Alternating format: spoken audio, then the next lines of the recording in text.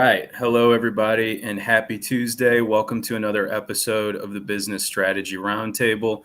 Today, we are joined by Lillian Chen, founder of Proptimal, and we're going to be having a conversation about how artificial intelligence will continue to impact analytics roles. How are you doing today, Lillian? I am doing so well. I'm very excited to be here. Thank you so much for having me, Zach. Thank you for being here. As we typically do on the Business Strategy Roundtable, we're going to start with a little bit more about your entrepreneurial journey. So if you wouldn't mind, how did you get to being the founder of Proptimal? Yeah, so I had quite the unconventional path, I feel like. So I started my career as a analyst working for a real estate developer in a corporate environment. And that's where I learned all the basics, the financial modeling, how deals are put together, the life cycle, and what to look for in different investments. And so during COVID, I realized that even though I had my dream job, I wasn't really fulfilled, and something was always pushing me to become an entrepreneur. So that's when I started Proptimal. Initially, just myself providing fractional real estate analyst services to companies, and eventually we evolved into a service agency and then finally a prop tech company. Wonderful. Can you tell me a little bit about what felt like was missing? You said you had your dream job, which I think a lot of people struggle to even know what their dream job is, let alone achieve it. So you had that at a relatively young age, for sure. And then what was missing?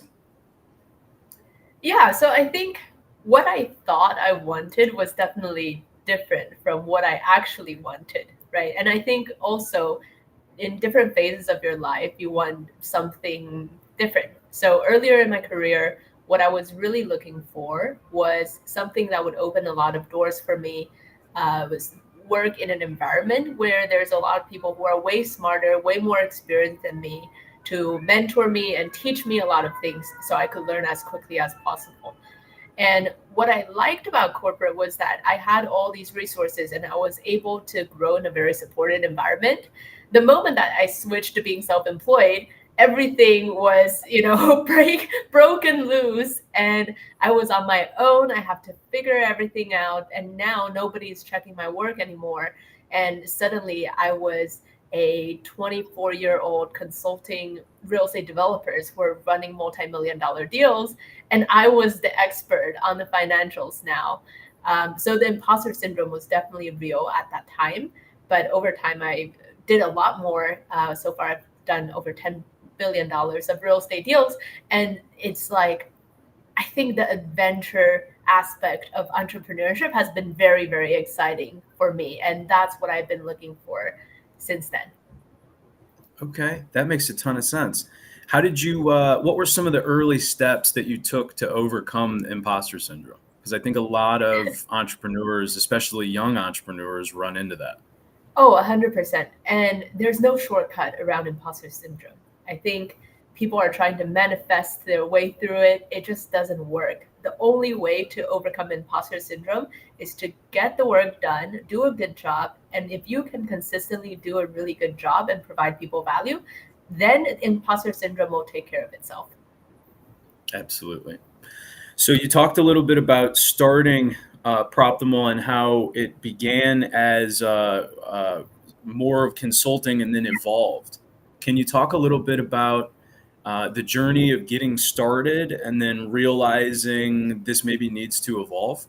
Yeah, absolutely. So when I first started, it was the only thing I knew. So the only thing that I could do to earn some money, cover my expenses while I figure out where I wanted to take this company. And the interesting insight was for the first 2 years, we didn't even have a single website, right? And Mhm. our I was constantly booked out. So it made me realize, wow, wait a second. The barrier to become a financial analyst is so difficult. And most real estate developers don't come from a fancy college or have a fancy degree in finance. And they didn't work in an institutional environment where they're just sitting there doing financial modeling for 2 years. And by the way, 2 years, I remember, because that's how long it took me doing this full time to get comfortable with what I'm doing. So, how the heck are they finding the right people to run their numbers? And the answer, as I found out, is that a lot of them don't, right? So, a lot of them are just finding models that they found online or beg, borrow, and steal from their friends, and then tweaking it without really understanding how the financials are working for their deals. And the rest is pure gut instinct. And that terrified me. It should terrify you, and it should terrify them. Yeah. I feel kind of a juxtaposition for at least, I think restaurant franchisees in general are also in that kind of same boat as maybe some of the real estate investors, where they don't come always polished with a financial background. Um, Domino's likes to tout that 95% of their franchisees started as drivers, Oh. which means that a lot of them get to being a franchisee without the wealth of knowledge necessary to run a really effective business around finances and people management. So that's kind of where my niche is, helping those folks. And I absolutely can identify with, like, hey, you're stealing your team member handbook from somebody in California and you operate in Florida.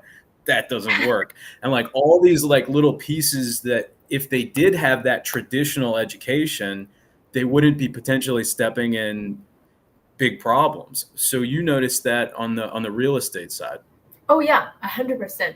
But like you said, the traditional education is not the right path for everyone, right? It's very cost prohibitive. And by the way, these people have managed to build something for themselves, often very scrappy with very little resources. So if they're already able to do that, it makes no sense for them to spend a lot of time going through the education. It's simply not a good use of their time. So what I tried to do was, the first step was I hired other people to try to scale the business.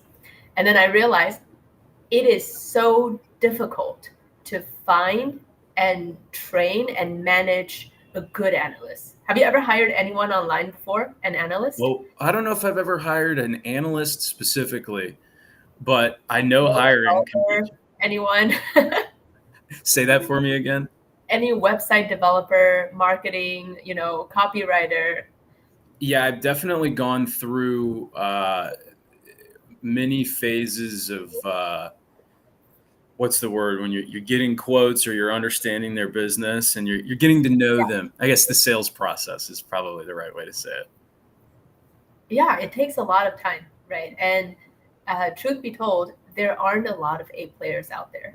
So then over time, I realized this agency model also isn't going to scale because people are relying on me to be the bottleneck. And so the only reasonable solution to be able to serve more people and help more people is I needed to develop software. So that's why we're building the 10x real estate analyst now. Okay.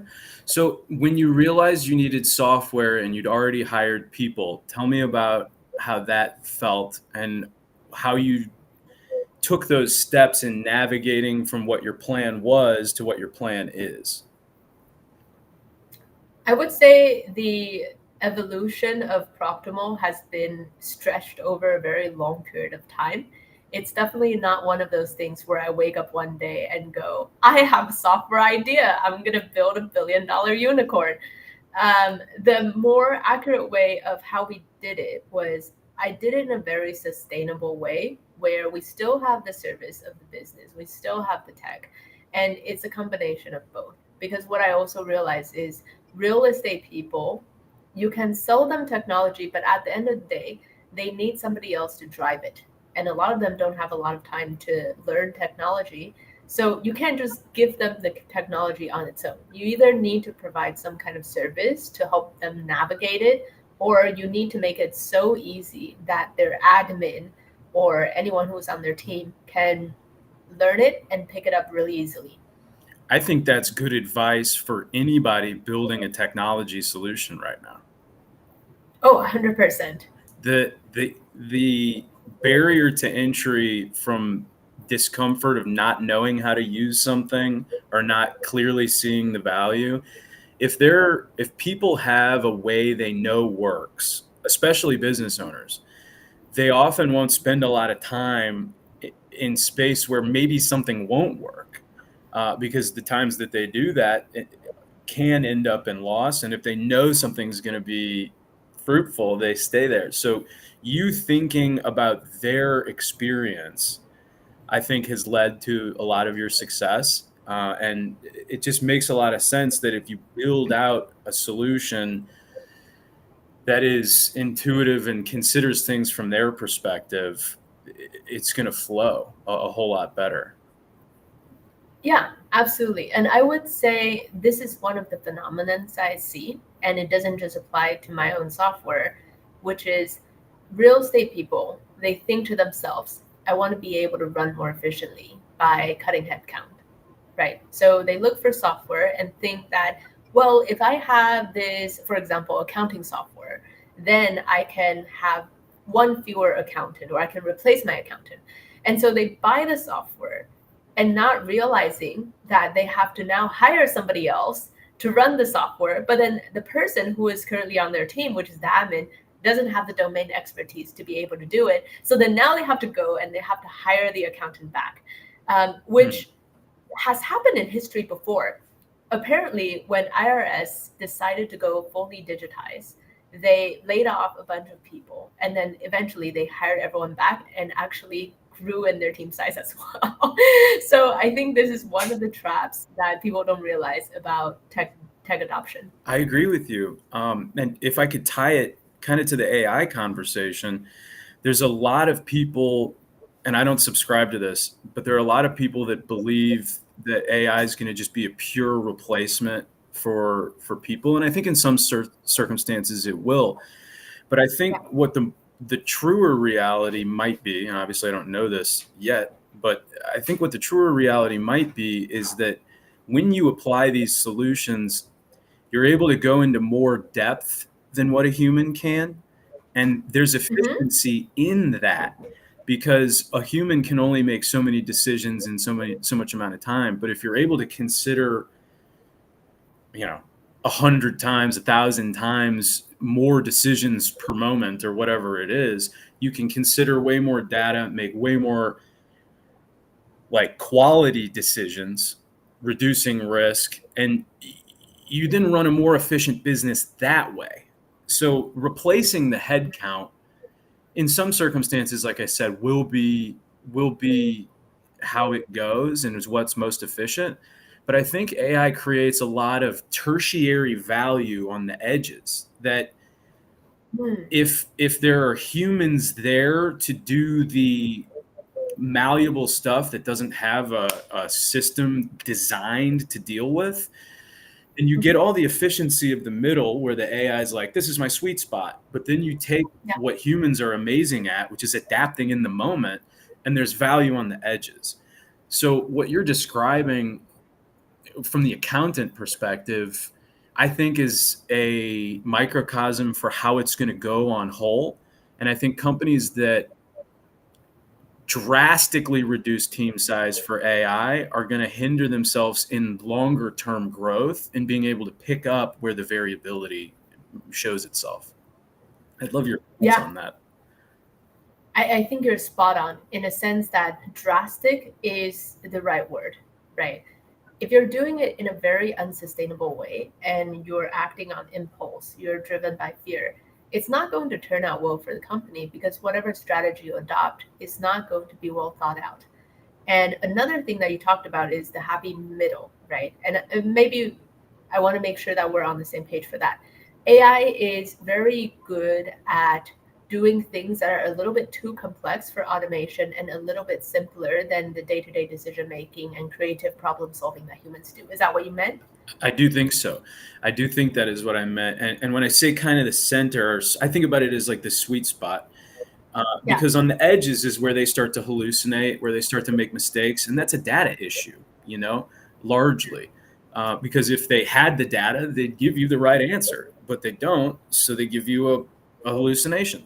So when I think about the sweet spot, I literally think about it in like the sweet spot of their mathematical equation from a from the data and the statistics they're able to produce, some of them they get, but a lot of they're able.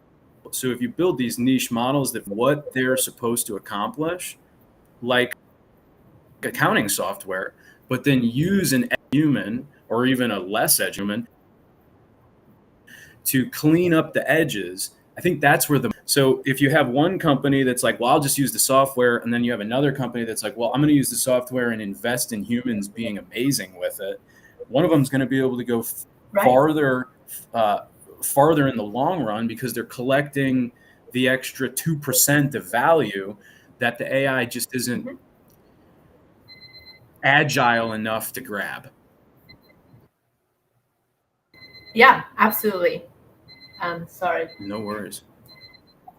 There's alarm. 1 second. You could have told me that was in my space, and I would have believed you. All right. Yeah. So I think you bring on a really good point, and I like the way that you think about it a lot, because you're thinking about AI as a magnifier, as a leverage of existing people, right? But I also want to point out the problem here is that we assume that humans are all the same, right? But that is not the case. You have the A players who are really good at problem solving, who take initiatives, who identify problems before it's there.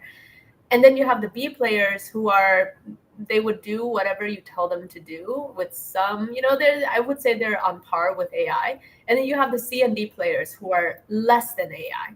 Now, that's the problem, is now you're going to start creating a gap where the ideal strategy with AI adoption is actually you want to have as few A players as possible and only A players, right? Because now if you have one A player, that A player is going to be able to use AI to get magnified. Whereas if you have C and D players, now you have a problem, because even if they use AI, they're not solving the right questions. They're not asking the right resources. They're not getting help the same way, and they're still not doing what they need to do.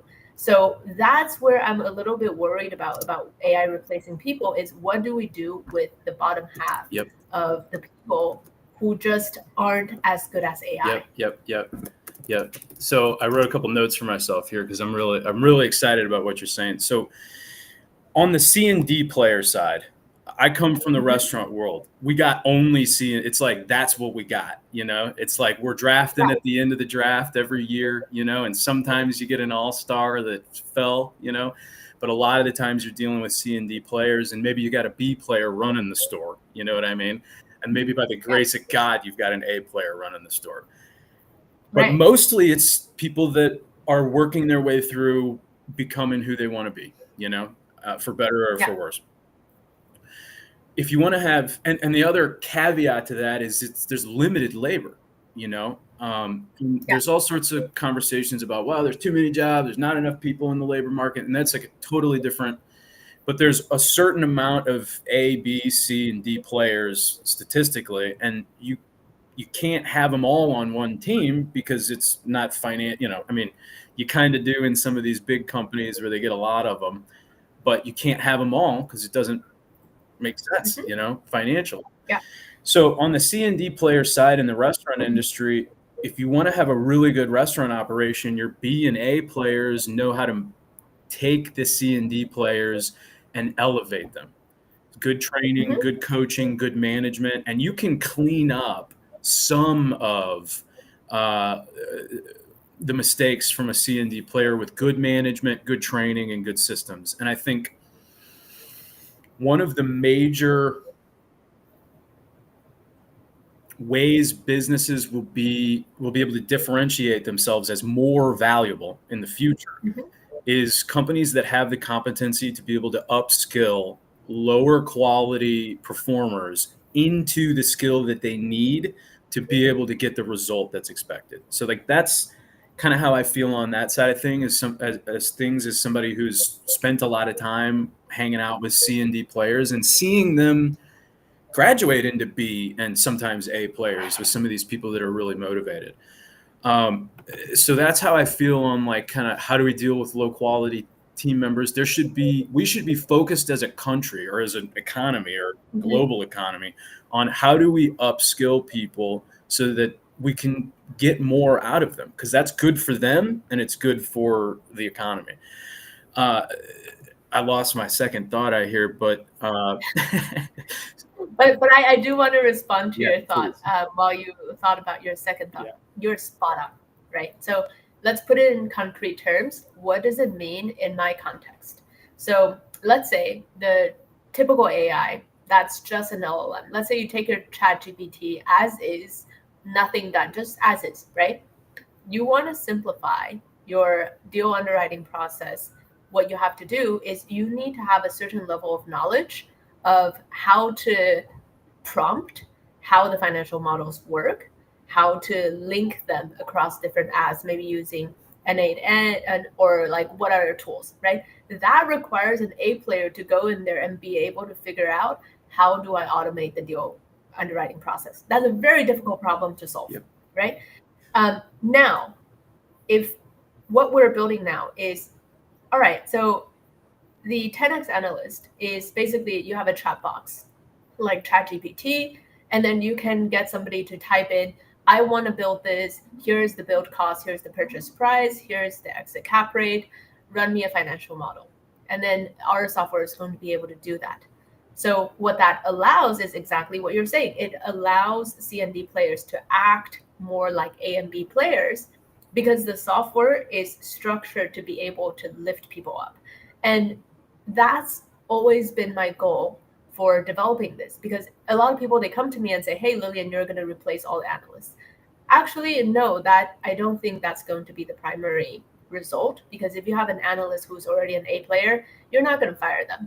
An A player is an A player. It's hard to come by. You keep them, right? Yeah. So what it does allow people to do is it allows the personal assistants, the wives who are or the intern who are forced to get into that financial analysis place because simply they just need more horsepower.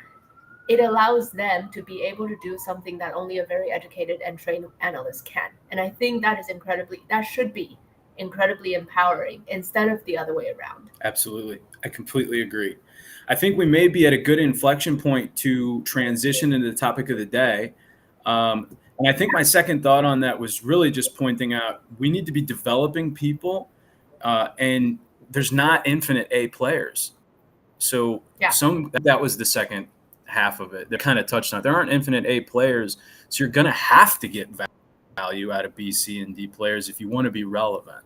So I'm excited about transitioning into how AI will affect analytics roles, and I think it's an interesting conversation and maybe a big conversation to be having, because over the past 10 years, I think a lot of maybe B and A players have gone into that space. Some of our more mathematical minds and some of our better thinkers, maybe from a STEM perspective over the past at least decade, have been kind of directed into computer science, analytics, mathematical roles. So I bet there are a lot of people out there who are quality, that have worked hard to put themselves in a good position, that are maybe looking at how things are unfolding and maybe feeling a little afraid.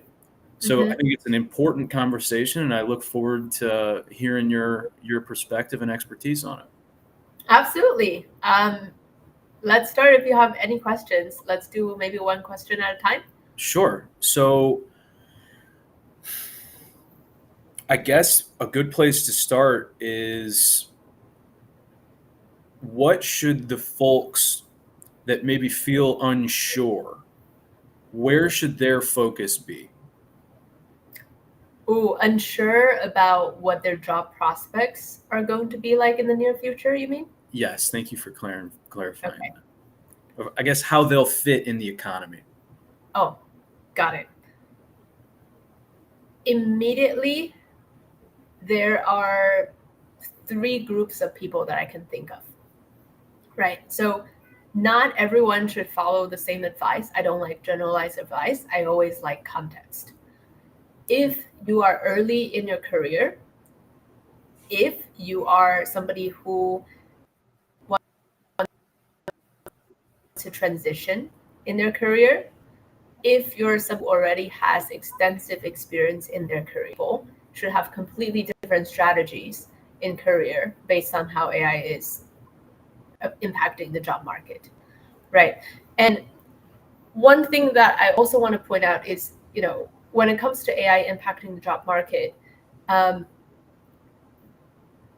tech has hired a lot of people over the past couple of years.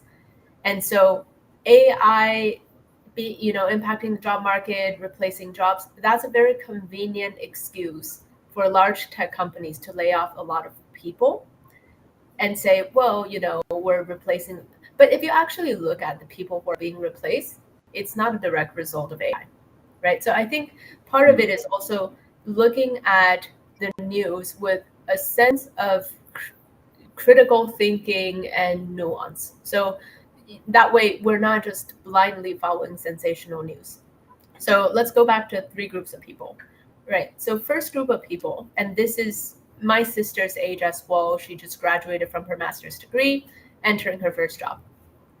As always, find the biggest company, best brand name that you can work for. A lot of people today, they want to drop out and they want to start their own companies and whatnot. My advice is you only do that if you are the top 1%, you more than what value you can provide. And that is not the case for 99% of the people. And let me explain. Some can do that, but at one point, you're going to reach a ceiling. Doors are going to closing for you. You are an institutional company. You have the institutions, you have the education, you have the credentials. You can go out, you can start syndicating pretty much immediately, right? I mean, it's like you want to play in a small pond forever because you refuse to sacrifice that 2 to 4 years, or do you want to have 2 to 4 years in a grand scheme of your career? That's nothing, right? So right. But of course, like college education, that's a different topic. Not everyone can afford college. I understand that. So I'm saying if you have the option to go to college, then do that, right? And if you can have the option to get into a large company, do that, because it's going to open more doors for you down the road. Okay. Right? So that's the first type of person, right? Yeah, so that's the first type of person. There's nothing much that you can do other than just be an A player, because AI, yes, it's going to replace a lot of people. I mean, it's going to replace a lot of like the simple jobs that you do as a first or second year in whichever career that you're in. What separates you is if you're a really go-getter, it's really hard to find somebody in the first and second year who are net positive. So if you can make yourself valuable and show a lot of potential that you can grow into the role and grow quickly in the firm, I think that's very, very valuable, right? Okay. So now the second group of people are people who are trying to switch jobs. That is a little bit different now, because then, they're not necessarily easily replaced by AI anymore. So what I would say to those people is use AI to get as smart as possible. Because now, if you think about it, we have access to the entire internet's information. And even better than the Google search is we can learn in a way where we interact with those information, right? So I'll give you an example. I myself is somebody who falls into this category in some sense, where I didn't have a tech background. And within a year, I was coding the entire backend by myself, right? Because I have these tools, I was asking the right questions, and I'm not vibe coding, right? Like I'm not just vibe coding and say, oh, look, I built something on V0 in, 3 days, and look at, like, no, it doesn't work that way. So now I'm going through, I understand the architecture. I used ChatGPT when I first started. I used it to write an entire textbook to explain to me Tech 101, like basically an entire years of CS course, explain all of that to me in a way that is relevant to me as a manager, not as a programmer. Right? So it's things like that. I can write entire textbooks and teach myself an entire college level course. That's A player thought process and problem solving. And an A player can think about, like, this is how we need to do this. And then you could say to the B, C, and D players, like, hey, sit down with your chat GPT and take this prompt or take this approach and upskill yourself. Yeah. But it just drives home the point you were making earlier about, like, you're going to have A players that think about problems in a way that a lot of people don't think about. And, I got out of my time when I left the restaurant industry. I went and started a master's program in CS, and I can guarantee you your strategy was less expensive, but that's A player strategy development, I didn't mean to cut you off there, but that's cool. Yeah, sorry. So I got excited. So yeah, and to a point where, you know how GPT has a conversation feature where you can talk with GPT on the phone. I would, before I fall asleep every night, I would have GPT next to me and say, hey, GPT, can you explain to me object-oriented programming? And then it would explain to me, and I would say, okay, so just to confirm I understand, if I'm building this software and I'm designing it this way and this way and this way, that's object-oriented programming? And it would say, yes, correct. That's a wonderful example. And we would go back and forth, and it would just tutor me every day before I go to sleep. Amazing. So that's number one and number two type of person. Forgive me for derailing No, this your is flow great. there. Okay, so number three, right? If you're somebody who already has significant experience in an industry, there's a couple of things that you can do. So first, you automate the parts of business that is costing you energy, but not having a lot of return. So CRM, website, email lists, newsletter writing, LinkedIn to some extent, but not fully, right? So all of these non-primary tasks that you can automate. But the caveat that I want to add here is not all of it needs to be AI, right? If you're just doing email outreach and whatnot, you don't need AI for that. You just need to have an automated system. So be open to understanding, well, what is AI good at versus what just traditional automation is good at, and use whatever that is. So that's one way you can do it. The second way that you can do it, if you're already somebody who has a lot of industry experience and are feeling a little bit more adventurous like myself, is you can clone yourself. You can clone yourself by building a tech product that takes your knowledge and experience and makes it available to more people in a scalable way. So I'll give you an example. There's this startup program that I'm a part of with a few advisors who are industry veterans, started multiple startups, exited a couple as well. And what they did was they had been knowledge dumping into their AI product, where now if you ask the AI, what should I do? Should I fundraise? Should I do this? The AI is going to give you exactly what they told the AI. So that becomes a very valuable product itself. Yeah, well, and it becomes a valuable product for sure, especially for somebody like yourself who's got this background of knowledge and have done all these things, but also just as a tool for functioning within your business. It quite literally is a digital imprint of yourself. And I mean, if you can get more done without being there, yeah, we live in a wild time, quite honestly. We live in a wild time. And so the takeaway that I want people to have is that we live in time now where, 30 years ago, if you want to learn something, you have to go to a library, look through one of those drawers, find the right index card, go to the aisle, pick up a few books, get it home, spend a couple weeks reading all of the books, and that's how you learn something. Now you can learn it while you're falling asleep with GPT right next to you. Yeah. That's crazy. Like, why are we thinking about, oh, what is this AI hack that I need to think? No, that's beyond the point. You can literally become the person that you want, learn anything that you want, and there's no excuses now. And people are obsessing over small AI hacks. Nobody's in your way either. Yeah, nobody's in your way.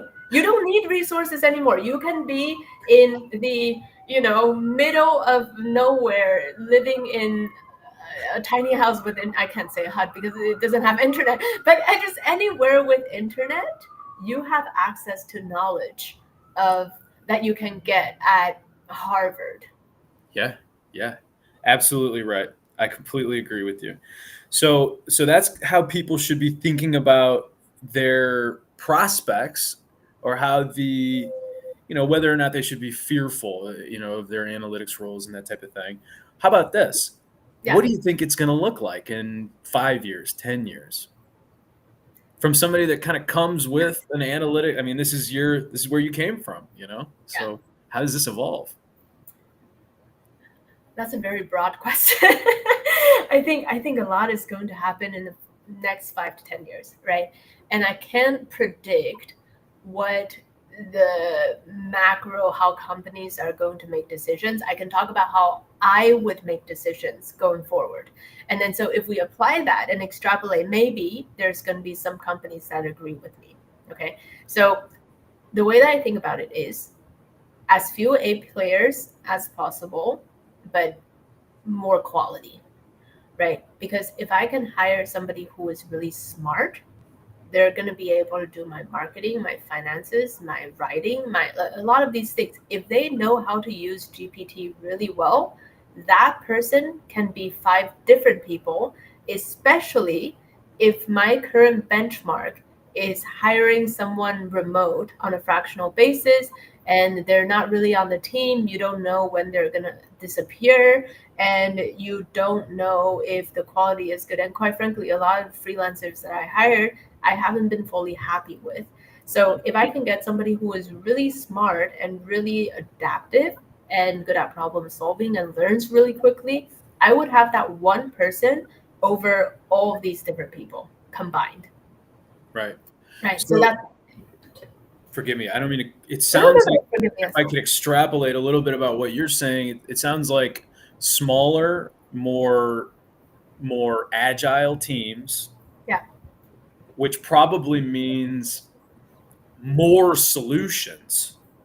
Because if you can create a viable company with 4 people, and it be a sizable company because of all the different angles that an A player can either duplicate themselves or get a lot of things done at a high level, Yeah.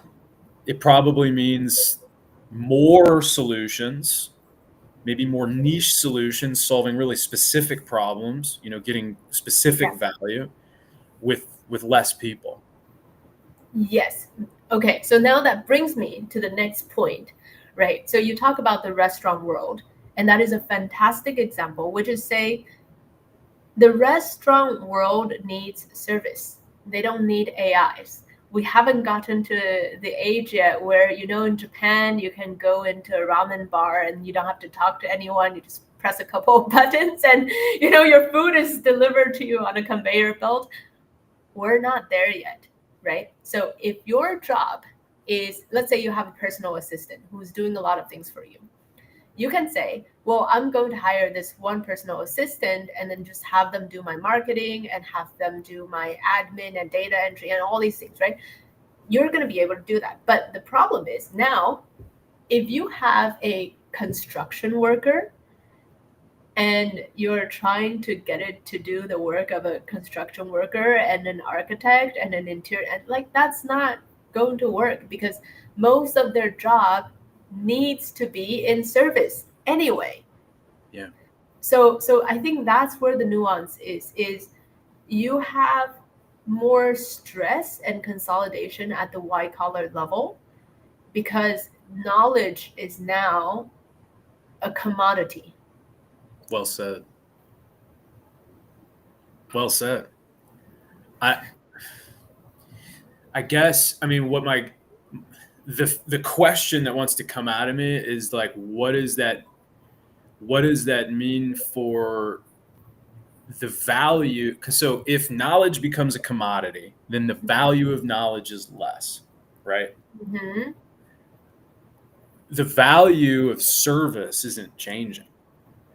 So how does that level in the economy where knowledge has been a premium for ever? You know what I mean? And now,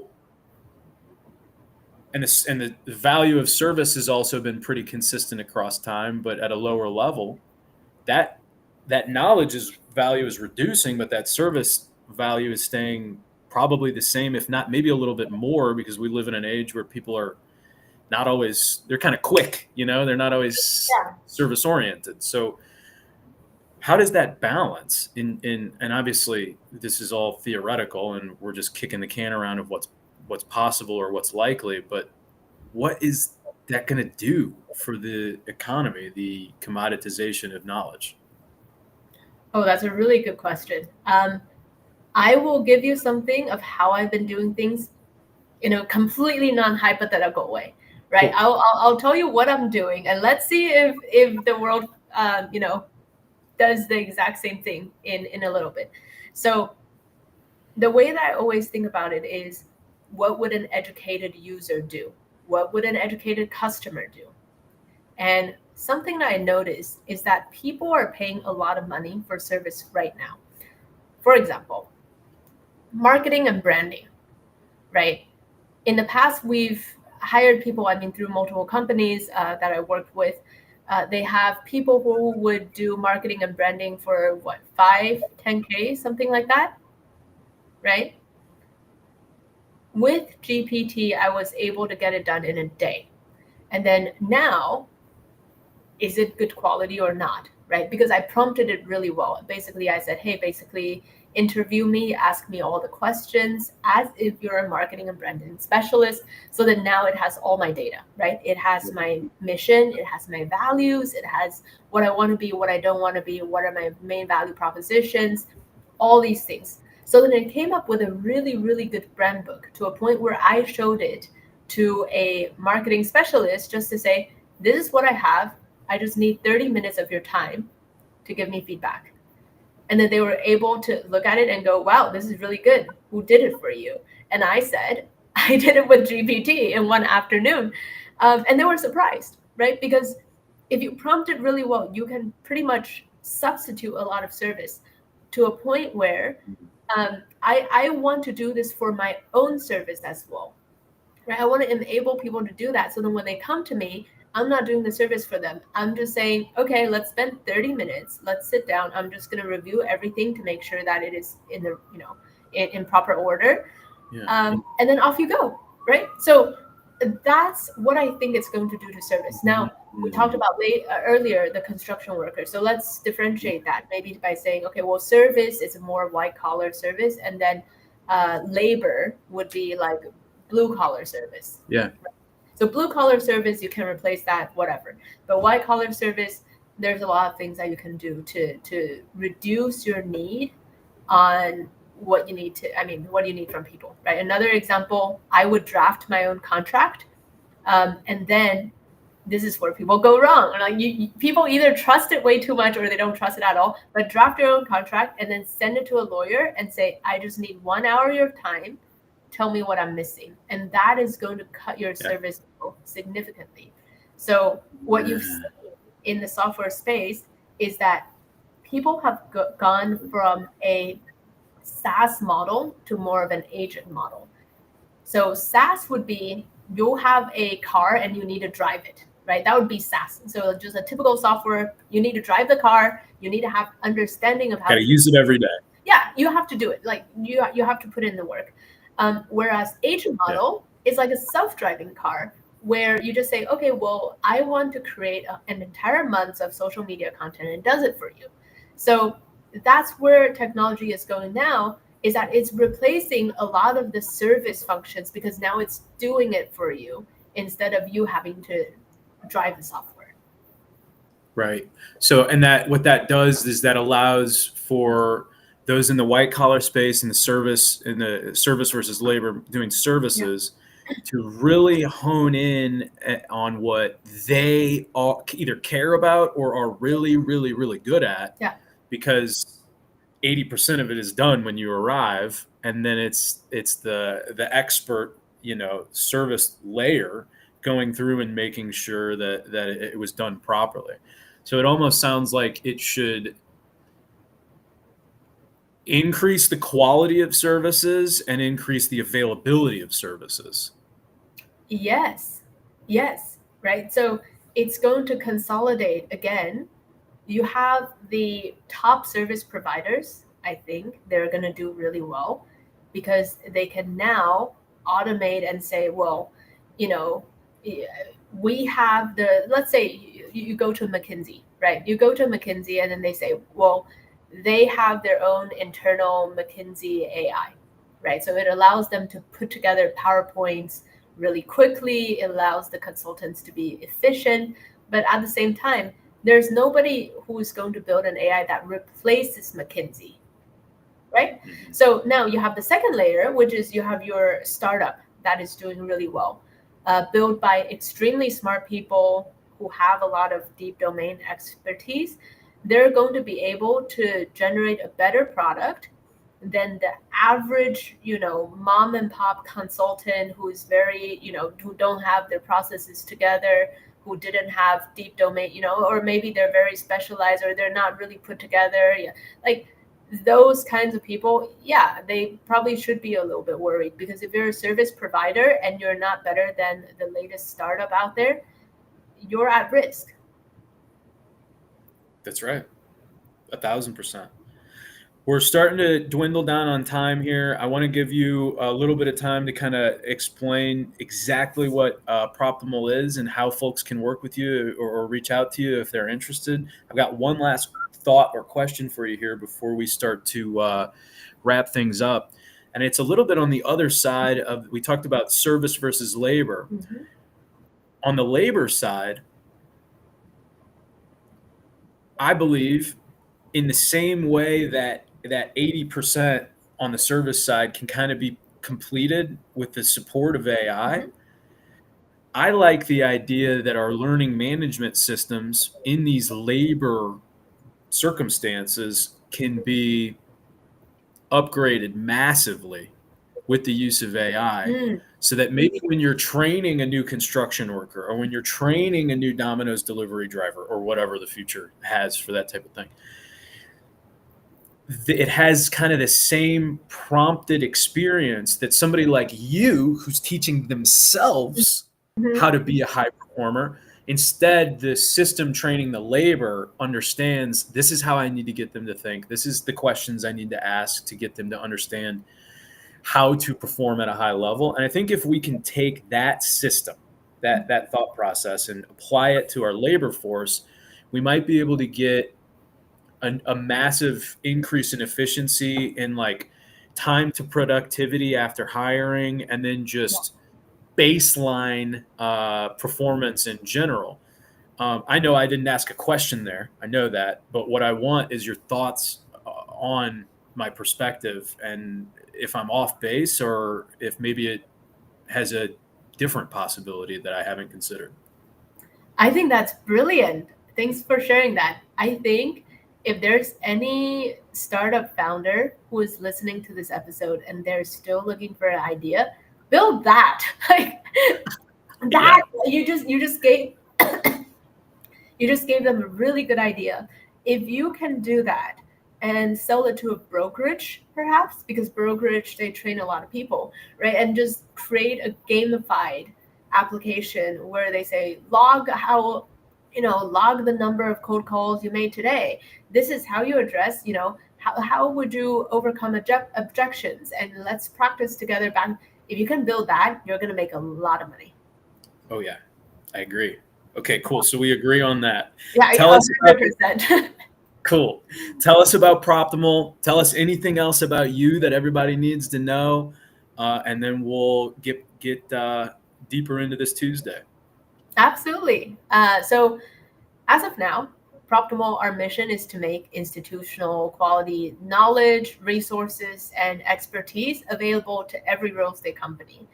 Like I said, I think that the important thing about AI and technology is to use it to uplift people and to allow people who are maybe either in a new field transitioning into real estate, or they want to skill up in real estate to be able to have that resource without having to spend a lot of money or have getting education and the effort of going to all of that.